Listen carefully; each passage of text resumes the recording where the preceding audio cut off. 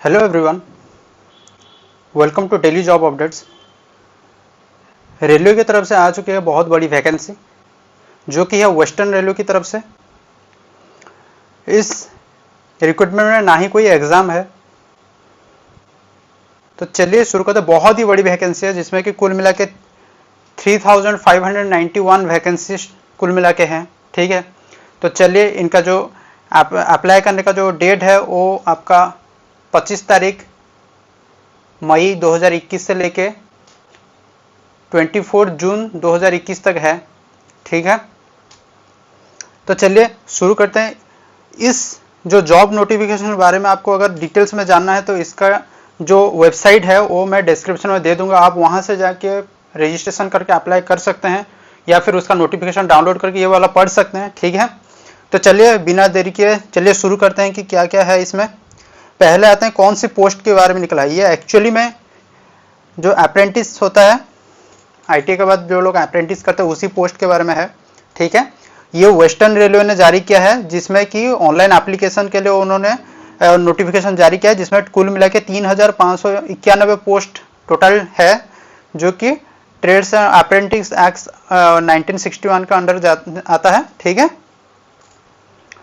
तो eligibility criteria में आते हैं। आपका जो एज है आपका 24 जून 2021 जो क्लोजिंग डेट है एप्लीकेशन का, उसी डेट के अंदर आपका जो एज होना चाहिए वो 15 साल से लेके 24 साल तक आपका होना चाहिए, उसी डेट तक मैक्सिमम, उससे ऊपर नहीं होना चाहिए। ठीक है, तो आप अपना एज उस डेट को 24 जून 2021 को डाल के चेक कर लेना कि आपका एज उसी के अंदर आ रहा है कि नहीं। ठीक है, और SC ST OBC की अगर बात करें तो 5 साल का रिलैक्सेशन है SC और ST में, और 3 साल का OBC के लिए है रिलैक्सेशन।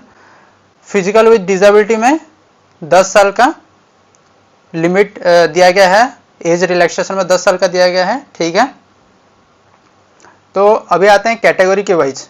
अगर आप जानना था ईच कैटेगरी में क्या क्या उम्र होना चाहिए, तो अनरिजर्व कैटेगरी में आपका जो बॉर्न जब आपका जन्म होगा वो 25/6/1997 से लेके 24/6/2006 तक होना चाहिए। SC में उसी तरह से 25 जून 1992 से लेके 24 जून 2006 तक होना चाहिए। ST में उसी तरह से 25 जून 1992 से लेके 24 जून 2006 तक होना चाहिए। OBC में उसी तरह से 25 जून 1994 से लेके 24 जून 2006 तक होना चाहिए। PWD अनरिजर्व में आपका 25 जून 1987 से लेकर 24 जून 2006 तक होना चाहिए। PWD SC ST में 25 जून 1982 से लेकर 24 जून 2006 तक होना चाहिए। PWD OBC में 25 जून 1984 से 24 जून 2006 तक होना चाहिए। ठीक है, और अभी चलते हैं देखते हैं एजुकेशनल क्वालिफिकेशन के ऊपर। तो एजुकेशन क्वालिफिकेशन में आप 10th पास होना चाहिए। ठीक है, विथ 50% आपका मार्क रहना ही चाहिए। ठीक है, मिनिमम 50% रहना ही चाहिए। आप किसी भी कैटेगरी में क्यों ना हो, आपका 50% होना ही चाहिए। वो SC हो, ST हो, OBC, कुछ भी हो, अनरिजर्व हो, सभी का 50% एबव ही रहना चाहिए। ठीक है, मिनिमम तो आपका 50% रहना ही चाहिए। उसके साथ टेक्निकल क्वालिफिकेशन की अगर बात करें तो ITI होना चाहिए जो कि आपका कंपलसरी है। ठीक है, अभी ट्रेड की अगर बात करें तो फिटर के लिए आपका जो ITI का जो ट्रेड होगा वो फिटर होगा। वेल्डर के लिए वेल्डर होगा, टर्नर के लिए टर्नर, मशीनिस्ट के लिए मशीनिस्ट ट्रेड, कारपेंटर के लिए कारपेंटर ट्रेड, पेंटर के लिए पेंटर ट्रेड, मैकेनिकल DSL में mechanic DSL, mechanic motor vehicle में mechanic motor vehicle, programming system administration assistant में computer operator and programming assistant का ट्रेड आपको होना चाहिए। इलेक्ट्रिशियन में वही इलेक्ट्रिशियन का ट्रेड, इलेक्ट्रॉनिक्स मैकेनिक में इलेक्ट्रॉनिक्स मैकेनिक का ट्रेड, वायरमैन में वायरमैन और उसी का इलेक्ट्रिशियन का ITI ट्रेड होना चाहिए। इन दोनों में कोई भी हो आप अप्लाई कर सकते हैं। रेफ्रिजरेशन AC मैकेनिक में उसी रेफ्रिजरेशन AC मैकेनिक होना है। पाइप फिटर में प्लम्बर का ट्रेड ITI ट्रेड होना चाहिए। प्लम्बर में प्लम्बर का ITI ट्रेड होना चाहिए। ड्राफ्ट्समैन सिविल में ड्राफ्ट्समैन सिविल का होना चाहिए। स्टेनोग्राफर इंग्लिश में स्टेनोग्राफी इंग्लिश में आपका ITI ट्रेड होना चाहिए। ठीक है, उसके बाद अगर देखें तो यहाँ पे बाकी का जो डिटेल्स है आप थोड़ा सा पढ़ लेना, मैं नीचे डिस्क्रिप्शन में उसका लिंक दे दूंगा, आप थोड़ा सा जाके देख लेना कि आपका जो ओबीसी का कास्ट है किसके अंदर आ रहा है, इकोनॉमिकल वीकर सेक्शन ईडब्ल्यूएस में आपका हो रहा है कि नहीं हो रहा, आप थोड़ा सा जाके चेक कर लेना, ठीक है। पेमेंट ऑफ फीस की अगर बात करें तो सिर्फ 100 रुपये है, ठीक है, जो कि नॉन रिफंडेबल होगा, ठीक है। लेकिन ये सिर्फ अनरिजर्व के लिए है, क्योंकि SC ST सॉरी ये जनरल और ओबीसी दोनों के लिए है, मतलब अनरिजर्व एंड ओबीसी दोनों के लिए है। बाकी SC ST physical with disability और वुमेन जो है उन सारे के लिए ये माफ है, ठीक है। बाकी किसी को फी देने का जरूरत नहीं है, सिर्फ आपका अनरिजर्व और ओबीसी का मेल कैंडिडेट को ही देना पड़ेगा फीस 100 रुपीज। बाकी SC ST PWD और वुमेन अप्रेंटिस एप्लीकेंट्स के लिए कोई फी की जरूरत नहीं है, ठीक है। उसके बाद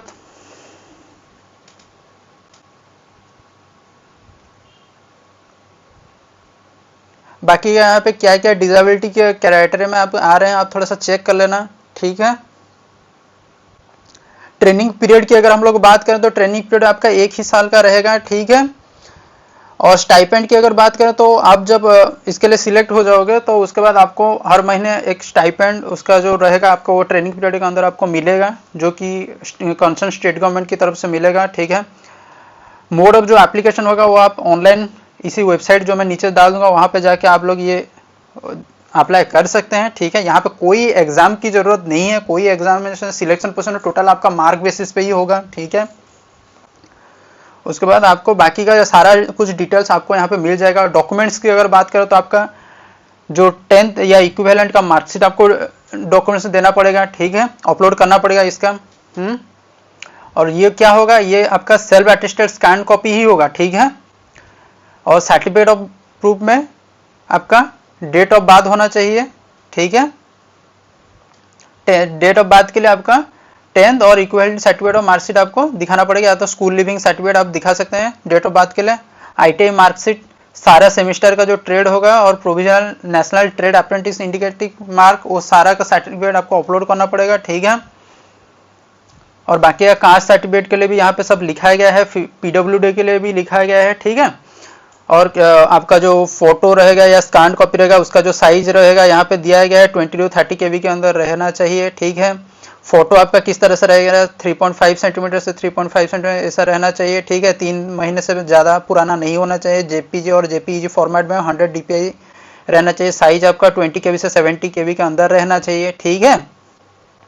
तो आप थोड़ा सा डिटेल्स में आके यहाँ पे पढ़ सकते हैं, ठीक है। किसके लिए आप इनवैलिड हो सकते हैं इसके बारे में थोड़ा सा यहाँ पे पढ़ लेना, ओके। बस इतना ही था। बाकी का जो एग्रीमेंट ट्रेनिंग वगैरह ये सारा कुछ डिटेल्स मैं डिस्क्रिप्शन में इसका लिंक दे दूँ, आप लोग थोड़ा जाके वहाँ पे पढ़ लेना, ठीक है, अप्लाई करने से पहले।